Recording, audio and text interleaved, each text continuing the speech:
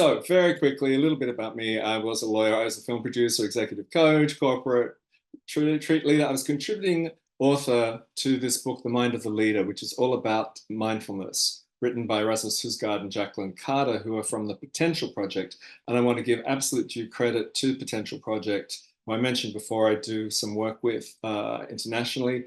They are behind a lot of the research that I'm going to share in this session. So as I said, we're looking at how to explore managing overwhelm and bringing mindfulness into our personal and professional choices.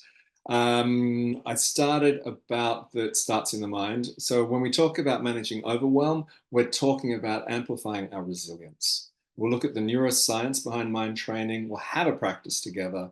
We will look at some other tips and tools on the way out. So resilience is about staying in the eye of the storm and recovering from setbacks. We've touched on that already. And the two arrows was this part I was saying that we may not have any choice about those first arrows that are unavoidable, but we do have choice about the suffering that we might add on top unconsciously. So to become more conscious about how we are responding to situations and triggers and exercising choice in a way that will be better for us. The great news is no matter what patterns we have had and default ways of responding, we know that new neural pathways can be formed through practicing new habits. So that's the great news, that we can continuously explore new ways of being rather than just being stuck in how we've always been.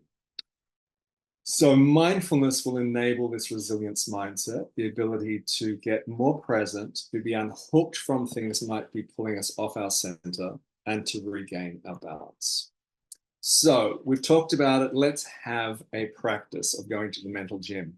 Now, some of us may already have a practice. I'm going to invite us for the purposes of this next 5 minutes or so to just follow the instructions for this, just to have an innocent experience of this practice. And you've got a little brain here going to the mental gym.